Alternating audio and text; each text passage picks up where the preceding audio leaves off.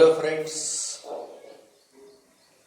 Make physics interesting में Pradeep sir का नमस्कार। आज हम एक ऐसा कंसेप्ट पढ़ाने जा रहे हैं। ये आश्चर्य की बात होती है। तो ये क्या आश्चर्य है ऐसा कि जब हम कोई बॉडी के ऊपर चार्ज देते हैं, जब हम कोई बॉडी को चार्ज करते हैं, तब क्या होता है, उस बॉडी के ऊपर जब चार्ज बैठते हैं ना, तब एक दूसरे के ऊपर फोर्स लगाते हैं। क्यों? हम या तो उस बॉडी को पॉजिटिव चार्ज देते हैं या नेगेटिव चार्ज देते हैं, मगर ये लाइक चार्जेस एक दूसरे को रिपेल करते हैं, इसीलिए एक दूसरे के ऊपर फोर्स लगाते हैं। अब सवाल इस बात का है, जब फोर्स लगता है ना, तब क्या होता है कि एक दूसरे से दूर जाना चाहते हैं। वहां रिपेल्सिव फोर्स है ना, तो रिपेल्सिव फोर्स की वजह से एक दूसरे के दूर जाना चाहते हैं, मगर वो जाने के लिए उसको मास को खींचते हैं, क्योंकि चार्ज हमेशा मास के साथ ही होता है। जब चार्ज मास के साथ होता है, तब वह मास के बिना नहीं रह सकता है। इसलिए जब भी हम कोई बॉडी को चार्ज देते हैं, अगर वह बॉडी वीक इलास्टिक रहा तो वह डिफॉर्मेशन हमको दिखेगा। अगर वह बॉडी स्ट्रॉन्ग इलास्टिक रहा तो वह डिफॉर्मेशन, जब तक ये इलेक्ट्रोस्टैटिक्स वाला जो फोर्स है ना, वह इलास्टिक अपोजिंग फोर्स से ज्यादा गया, तब हमें डिफॉर्मेशन मिल सकता है। अगर डिफॉर्मिंग फोर्स से, इलास्टिक अपोजिंग फोर्स से अगर इलेक्ट्रोस्टैटिक्स फोर्स अगर कम पड़ गया तो डिफॉर्मेशन नहीं दिखेगा, मगर वहां स्टैटिक फोर्स तो लगा रहेगा। इसीलिए अब सवाल इस बात का है, जब भी हम कोई बॉडी को हम चार्ज देंगे तब क्या होता है। तो देखिए बच्चों, एक आज कंसेप्ट ऐसा है, अगर हम इस बॉडी को चार्ज दे रहे हैं, तो ये अगर पॉजिटिव चार्ज हम दे रहे हैं उसको, तो जब भी पॉजिटिव चार्ज देते हैं ना, तो आपस में वह क्या झगड़े कर लेते हैं, झगड़ते हैं, बल्कि रिपल्सिव फोर्स एक्सर्ट करते हैं। जब भी रिपल्सिव फोर्स लगेगा तो एक दूसरे के नजदीक नहीं आएंगे, वो दूर जाना चाहते हैं। जैसे ही अब अगर इस चार्ज के ऊपर बाकी के चार्जेस, रिमेनिंग चार्जेस फोर्स लगा रहे, तो दूर जाना चाहता है, मगर चार्ज अकेला नहीं जाएगा, उसके साथ उसका मास भी लेके जाएगा। बोले तो पार्टिकल का जिसके ऊपर वह, जिस बॉडी के ऊपर वह बैठा है, उस पार्टिकल को, एटम को बाहर की तरफ खींचेगा। जैसे ही वह एटम को बाहर की तरफ खींच रहा है, इसका मतलब है ये अगर इसका इलास्टिसिटी कम पड़ गया तो वह बाहर की तरफ खींचेगा। जैसे ही वह बाहर की तरफ जाएगा, तो हम चाहते हैं इस बॉडी का साइज बढ़ेगा। तो इस बॉडी का साइज बढ़ रहा है, बोले तो सभी सरफेस में डिस्प्लेसमेंट हो रहा है, बाहर की तरफ थोड़ा सा डिस्प्लेस हो रहा है सरफेस। जैसे ही बाहर की तरफ डिस्प्लेस हो रहा है, इसका मतलब मोशन हो रहा है, डिस्प्लेसमेंट हो रहा है, मोशन हो रहा है। जब हम स्टडी ऑफ मोशन बनाते हैं, वहां उसको बोलते हैं मैकेनिक्स। तो यहां सवाल इस बात का है कि यहां मैकेनिकल फोर्स एक्सर्ट हो रहा है, और वह फोर्स उस सरफेस को नॉर्मल लग रहा है। जैसे ही कोई फोर्स कोई सरफेस को नॉर्मल लगता है, और एरिया डीएस के ऊपर अगर एफ फोर्स लग रहा है, तो यूनिट एरिया के ऊपर लगे हुए नॉर्मल फोर्स को हम बोलते हैं प्रेशर। तो इसीलिए बच्चों, इलेक्ट्रोस्टैटिक्स में एक कंसेप्ट है, इलेक्ट्रोस्टैटिक प्रेशर नाम का कंसेप्ट है। तो उस कंसेप्ट के बारे में आज हम जानकारी लेने जा रहे हैं। तो इसीलिए आज की हेडिंग है इलेक्ट्रोस्टैटिक्स प्रेशर, और उसका सेकंड नाम है मैकेनिकल फोर्स एक्टिंग पर यूनिट एरिया। उसको हम इलास्टिसिटी के लैंग्वेज में स्ट्रेस भी बोलते हैं, stress acting on the charger body. Okay, तो आज की हेडिंग है बच्चों इलेक्ट्रोस्टैटिक प्रेशर।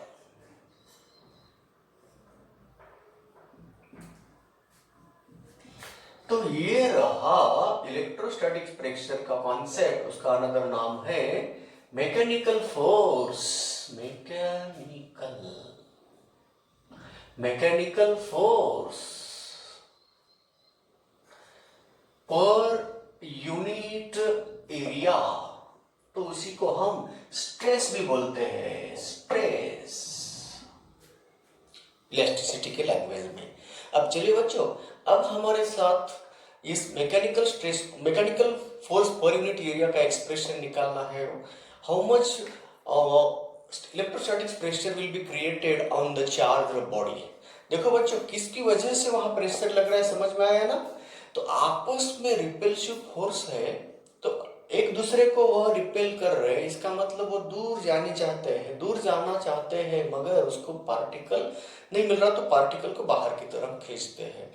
तो आउटवर्ड डायरेक्शन में फोर्स लग रहा है, तो यूनिट एरिया के ऊपर लगे हुए फोर्स का नाम क्या है? नॉर्मल फोर्स लगता है, तो उसका नाम है कौन सा? Electrostatic pressure. अब उसका फार्मूला निकालने के लिए बड़ी हेडिंग है और एक्सप्रेशन डेरिवेशन बड़ा है, और उसके ऊपर क्वेश्चन पूछे तो कैसे सॉल्व करना, ये भी सोचने की बात है।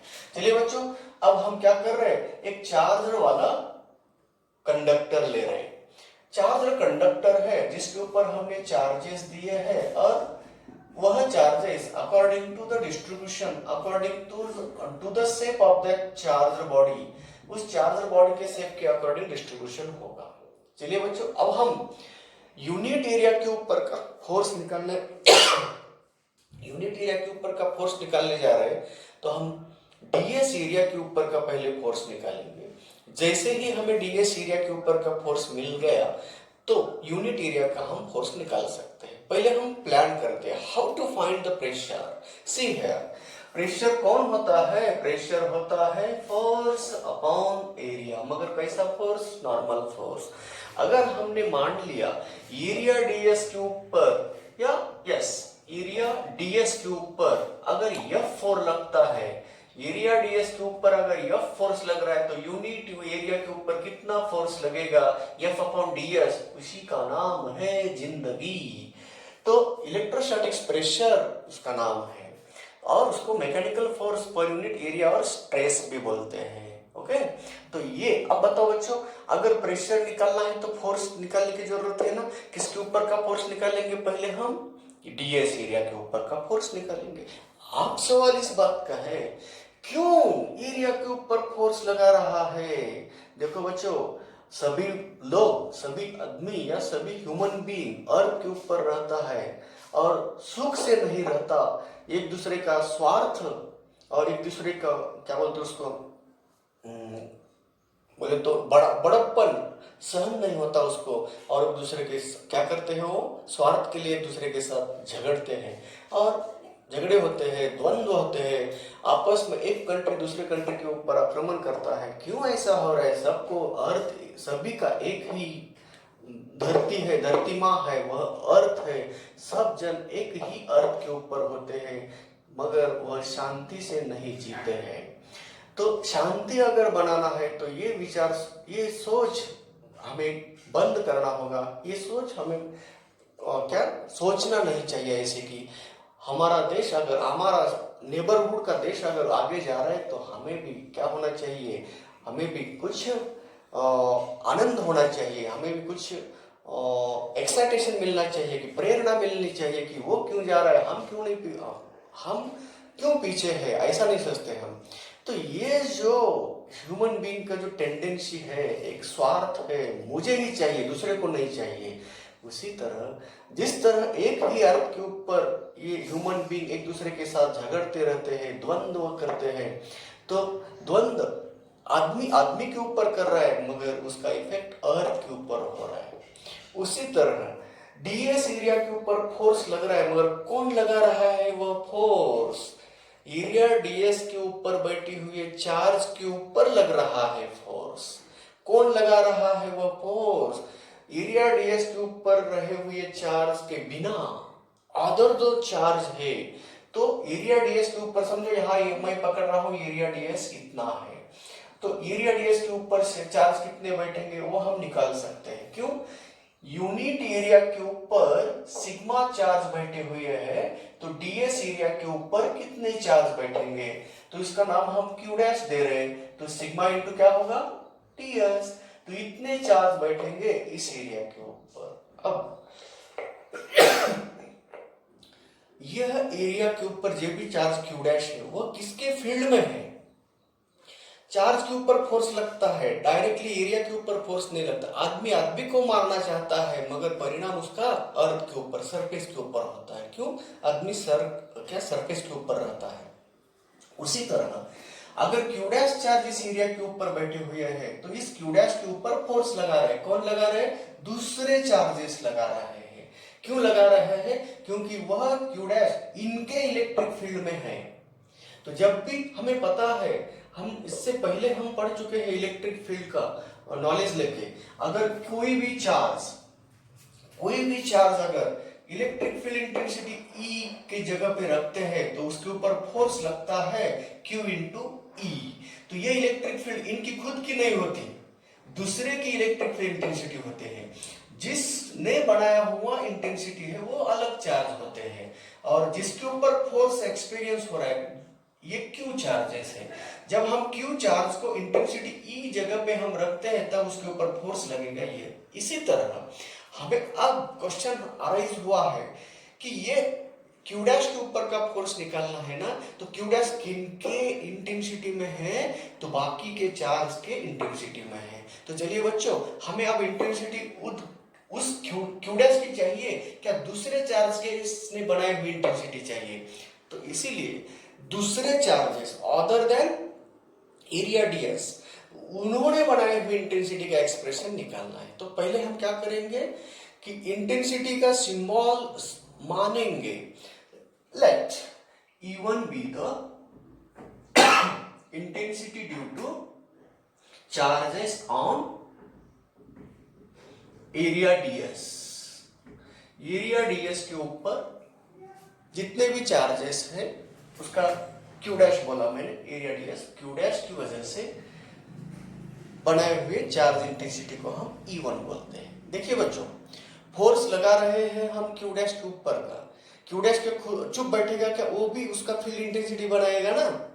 तो इसीलिए उसका फील्ड इंटेंसिटी, उनकी वजह से बनी हुई फील्ड इंटेंसिटी को हम E1 मान रहे हैं, सिंबल दे रहे हैं। और जिसकी वजह से क्यू डैश के ऊपर फोर्स लग रहा है वह चार्जेस अनदर एरिया के ऊपर है एक्सेप्ट डीएस, तो उनका इंटेंसिटी हम मानेंगे E2। तो E2 है intensity due to the charges on area other than DS, other than DS. DS के बिना जो भी एरिया बचा हुआ है उनके ऊपर जो चार्जेस है उन्होंने बनाया हुआ इंटेंसिटी E2 है। ओके, अब ये तो सिंबल दे दिया हमें। अब सोचिए, हमें E2 चाहिए या E1 चाहिए? हमारा कॉन्सेंट्रेशन पूरा E2 की तरफ, क्योंकि फोर्स अगर निकालना है तो किसके ऊपर का फोर्स लगा निकाल रहे हैं हम? एरिया डीएस के ऊपर का। एरिया डीएस के ऊपर कौन लगा रहा है फोर्स? बाकी के चार्जेस लगा रहे हैं। तो एरिया डीएस के ऊपर के चार्ज हमने कितने माना है? Q dash. तो क्यू डैश इंटू किनकी इंटेंसिटी चाहिए? खुद क्यू डैश की चाहिए कि अदर देन एरिया डीएस के ऊपर जो चार्जेस बचे हुए थे, एरिया के ऊपर जो चार्ज है ना उनकी चाहिए। तो E1 लेना है या क्या E2 लेना है? तो इंटेंसिटी किसकी लेना है? दूसरे की लेना है। तो यहाँ क्यू डैश ने बनाई हुई इंटेंसिटी E1 है, तो दूसरे को बोले तो कौन सा सिंबल? E2। तो चलिए, फोर्स निकालना है एरिया डीएस का, मतलब क्यू डैश तो हमें पता है। अब सवाल किसका है? E2 का। अब E2 की वैल्यू निकालने के लिए हम कुछ भी करेंगे मगर गलत नहीं करेंगे। तो कोई भी करना है सच्चा और फैक्ट, जो एक्सेप्टेबल फैक्ट्स है उसको यूज करके हम उसको निकालेंगे। तो E2 का एक्सप्रेशन निकालने के लिए हम निकले अब एरिया डीएस के थोड़ा सा बाहर वाला पॉइंट मानेंगे। हम तो समझ तो सकते हैं ना, अज्यूम तो कर सकते हैं ना, ये तो हमारे पास दिमाग है। तो अब एरिया डीएस के थोड़ा सा बाहर वाला पॉइंट ए मानेंगे और अंदर की तरफ का पॉइंट बी मानेंगे। ओके, तो ये रहा बी पॉइंट और ये रहा ए पॉइंट। हम समझ रहे, हमारा क्वेश्चन E2 को E2 का एक्सप्रेशन, E2 का फॉर्मूला निकालना है। E2 चाहिए हमें। तो E2 चाहिए, तो E2 पाने के लिए हम कुछ कर रहे हैं, कुछ ना कुछ कर रहे हैं, कुछ तो मान रहे हैं यहाँ पे। सोचिए, ए पॉइंट थोड़ा सा बाहर है, बी पॉइंट अंदर की तरफ है। चलो बच्चों, एक एक काम पूरा करेंगे। एट पॉइंट ए के बारे में सोचिए। At point A, at point A पे देखो, ये पॉइंट एरिया डीएस के बाहर है ना। तो एरिया डीएस के ऊपर जितने भी चार्जेस बैठे हुए पॉजिटिव चार्जेस है, देखो ना, सभी के सभी पॉजिटिव मान लो। एरिया डीएस के ऊपर जो बैठे हुए पॉजिटिव चार्जेस है, इन्हीं की वजह से इस पॉइंट का इंटेंसिटी अगर निकालना है तो दिशा किधर होगी, बाहर की तरफ। तो हम एरिया डीएस के ऊपर बैठे हुए चार्ज क्यू डैश माना है, उन्होंने बनाया हुआ फील्ड इंटेंसिटी E1 की दिशा अब कंफर्म कर रहे हैं। तो इस पॉइंट के लिए E1 की दिशा होती है बाहर की तरफ। अब चलो, साथ ही साथ इन्हीं की वजह से बी पॉइंट पे ऊपर बनी हुई इंटेंसिटी किधर होगी, इनकी तरफ। देखो, ये अगर चार्ज बॉडी है, पॉजिटिव चार्जेस इसके ऊपर इधर भी बैठे, इधर ही बैठे हैं, ये वाले पॉजिटिव चार्ज इधर वाला फील्ड बनाएंगे, ये वाले पॉजिटिव चार्ज इधर वाला बनाएंगे, है ना। अब मैंने अगर पॉइंट यहां लिया तो इस जगह के पॉइंट पे इंटेंसिटी की डायरेक्शन बाहर की तरफ होगी, इधर पॉइंट लिया तो इस जगह की इंटेंसिटी की डायरेक्शन बाहर की तरफ होगी, है ना।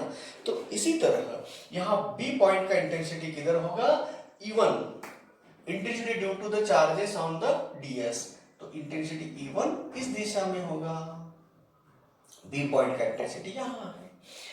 अब सवाल इस बात का, E2 की डायरेक्शन कंफर्म करो। आप चलिए, E2 किसने बनाया हुआ फील्ड इंटेंसिटी है, बाकी के चार्जेस ने बनाया हुआ फील्ड इंटेंसिटी है। अब चलो, अगर मैंने यहां से प्लेन लेता, सब के सब चार्ज किधर है, लेफ्ट साइड पे है। तो अब सभी ने बनाए हुए फील्ड इंटेंसिटी का रिजल्टेंट बोल रहा हूं मैं। अगर यह चार्ज यहाँ पे इधर फील्ड इंटेंसिटी बनाएगा, उसके बाजू में दूसरा चार्ज इधर फील्ड इंटेंसिटी बनाएगा, मगर इन दोनों का रिजल्टेंट इधर आएगा। समझ रहे हैं ना। तो as the point is towards the right, outside and right side of the board, then intensity due to all these positive charges except ds also, तो उनका फील्ड इंटेंसिटी का रिजल्टेंट होगा बाहर की तरफ, यानी कि ये पॉइंट पे इंटेंसिटी E2 की दिशा हो रही है बाहर की तरफ। तो ये रहा E2 की डायरेक्शन। अब बताओ, अगर ये पॉइंट पे दो दो इंटेंसिटीज आ रही है, दोनों की दिशा अगर सेम रहा तो रिजल्टेंट इंटेंसिटी हम निकाल सकते हैं उसका वेक्टर एडिशन करके। वेक्टर एडिशन निकाल के हम कैसे निकालेंगे, resultant intensity at point A is given by EA equal to E1 plus E2 होता है।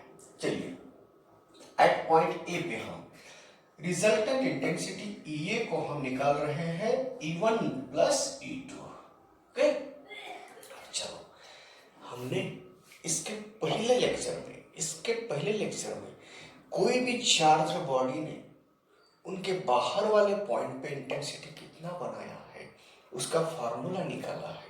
वो फार्मूला कौन सा है, E equal to sigma divided by epsilon naught है। कोई भी चार्ज वाला कोई भी शेप का बॉडी अगर इंटेंसिटी E बना रहा है बाहर वाले पॉइंट पे, तो एट द पॉइंट ए पे इंटेंसिटी का फार्मूला हम क्या यूज कर सकते हैं, sigma upon epsilon not.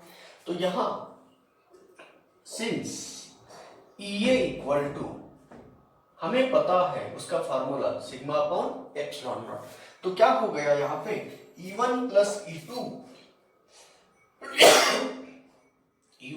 E2 का फार्मूला बन गया सिग्मा अपॉन एप्सिलॉन। तो ये रहा इक्वेशन 1।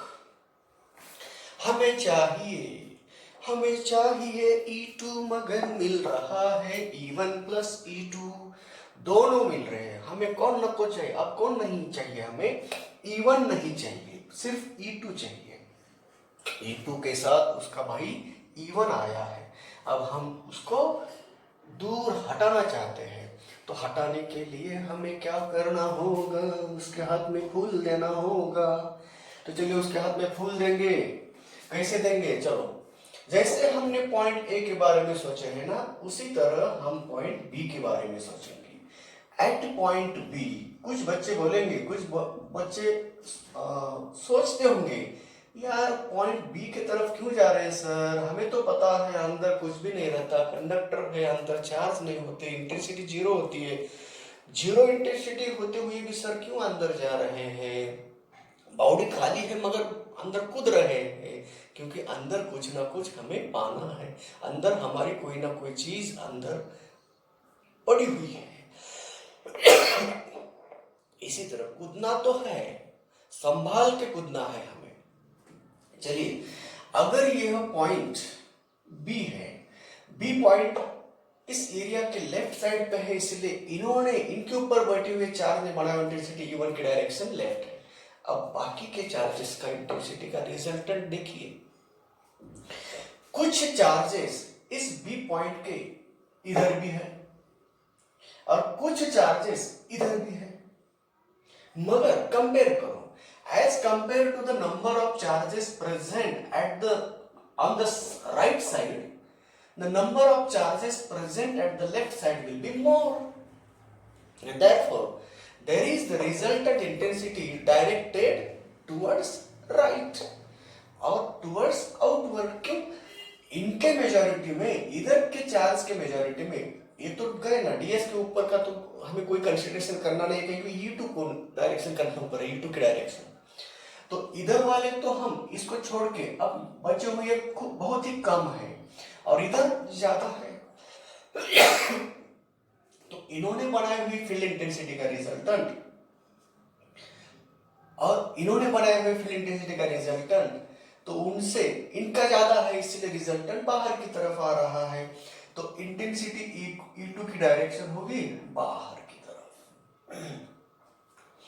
तो ये दोनों एक दूसरे को अपोजिट इंटेंसिटीज है, ये दोनों इंटेंसिटीज एक दूसरे की अपोजिट है और अपोजिट तो है। अब रिजल्टेंट निकालने के लिए हम उसका वेक्टर एडिशन करना चाहते हैं, वेक्टर एडिशन करने के लिए गए मगर वो अपोजिट है, इसीलिए उसका सब्ट्रैक्शन होता है। तो इसीलिए intensity at the B point, intensity at the B point equal to E1 minus E2 कर रहे हैं, क्योंकि एक दूसरे को अपोजिट है। तो अब इसीलिए अब यहाँ रिजल्टेंट इंटेंसिटी अगर हमें निकाल रहे हैं, सब्ट्रैक्शन हो रहा है, मगर हमें पता है अंदर चार्ज कंडक्टर के अंदर कोई इंटेंसिटी नहीं बनती, इसकी वैल्यू कितनी है, जीरो है। हमें कुछ ना कुछ सफलता मिल गई है, E1 माइनस E2 का सब्ट्रैक्शन मिल रहा है। हम मैग्नीट्यूड भी अगर लिए तो इसका नतीजा क्या हुआ, E1 इक्वल टू E2 बन गया है।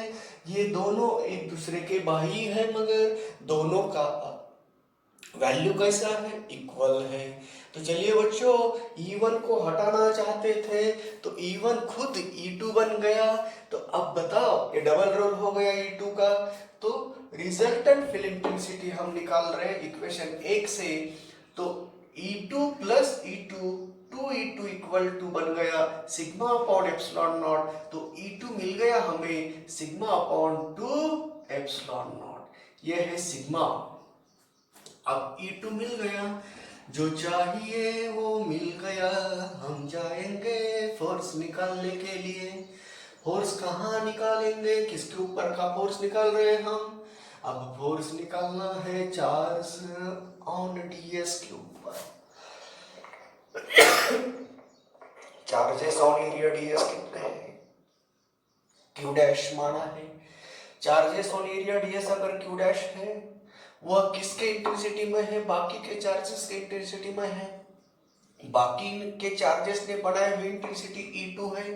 तो अब बताइए बच्चों, force acting on the charge Q dash when it is present in the electric field intensity E2 is given by force on ds area. हम बोलेंगे क्यों, Q डैश चार्ज कितने एरिया पे है, ds एरिया पे है, तो उतना नॉर्मल फोर्स लगेगा ही। तो फोर्स ऑन एरिया ds बोले तो Q डैश इंटू E2 है। तो अब Q डैश की वैल्यू हमें पता है, सिग्मा इंटू ds है, इंटू E2 की वैल्यू है सिग्मा अपॉन 2 एप्सिलॉन नॉट है। अब हम फोर्स ऑन एरिया ds का फार्मूला निकाल रहे हैं। फोर्स ऑन एरिया ds का फार्मूला मिल गया, half sigma square upon epsilon not into ds। तो ये बच्चों ये मिल गया force acting on area ds। अब बताओ, जिस दिशा में इंटेंसिटी होती है उसी दिशा में फोर्स होता है, क्योंकि force equal to charge into intensity बनती है। और जिस दिशा में इंटेंसिटी E2 है उसी दिशा में फोर्स लगेगा। अब बताओ, रिजल्टेंट इंटेंसिटी E की दिशा किधर है? बाहर की तरफ है। ये एरिया, ये वेक्टर इस एरिया को कैसा है? परपेंडिकुलर है। तो नॉर्मल फोर्स एरिया ds के ऊपर लग रहा है, तो normal force upon area ds को हम बोलेंगे force acting on area ds। तो निकला है। अब force acting on unit area निकालना है। Force acting on area ds निकालने के लिए हम जा रहे हैं, F की वैल्यू रख दिया तो ds कैंसिल हो गया, ds कैंसिल हो गया तो force acting area unit area मिल गया, मिल गया, मिल गया, मिल गया रे। Pressure acting on the charged body, यह है mechanical force per unit area, और उसका सेकंड नाम है इलेक्ट्रोस्टैटिक्स प्रेशर, और उसको इलेक्ट्रिसिटी के लैंग्वेज में हम स्ट्रेस भी बोलते हैं। ये था हमारा आंसर। तो ये रहा हमारा जो चाहिए वो एक्सप्रेशन। उसको हम फोर्स एक्टिंग पर यूनिट एरिया नॉर्मल फोर्स है, इसीलिए उसको प्रेशर भी बोल सकते हैं और उसको हम स्ट्रेस भी बोल सकते हैं बच्चों। इसी तरह ये रहा मैकेनिकल फोर्स एक्टिंग पर यूनिट एरिया का एक्सप्रेशन, और उसका सेकंड नाम इलेक्ट्रोस्टैटिक्स प्रेशर और स्ट्रेस है। मगर हम क्वेश्चन पूछने वाला हमें डायरेक्टली सिग्मा नहीं देगा, चार्ज डेंसिटी नहीं देगा। दिया तो बहुत अच्छा है, वो फर्स्ट लेवल का हो गया। हमें कुछ ना कुछ अलग अलग तरीके से वो दिया जाता है। अगर मैकेनिकल फोर्स निकालना है या यूनिट एरिया के ऊपर का फोर्स निकालना है या प्रेशर निकालना है, आपको फील्ड इंटेंसिटी दी जाती है। अगर फील्ड इंटेंसिटी दी, इस पॉइंट ए का फील्ड इंटेंसिटी अगर दिया आपको और वहां का मैकेनिकल प्रेशर निकालो ऐसा बोला, इलेक्ट्रोस्टैटिक्स प्रेशर निकालने को बोला, तो हम कैसे निकालेंगे? तो हमें तो दिया है इंटेंसिटी ई की वैल्यू और प्रेशर निकालने को बोला गया, तो प्रेशर का रिलेशन इंटेंसिटी के साथ कहां कैसे मिल सकता है? तो अगर हमें डायरेक्टली इस चार्ज बॉडी के ऊपर बैठी हुई चार्ज या चार्ज डेंसिटी दी होती और उसके सराउंडिंग का मीडियम दिया होता, तो हम डायरेक्टली इस फॉर्मूला से इलेक्ट्रोस्टैटिक्स प्रेशर निकाल सकते थे। मगर देने वाला पत्थर देता है, मगर हम उसे कांच समझ के लेते हैं, फूल समझ के लेते हैं। देने वाला पत्थर दिया, हम उसको हमें फूल बनाना है।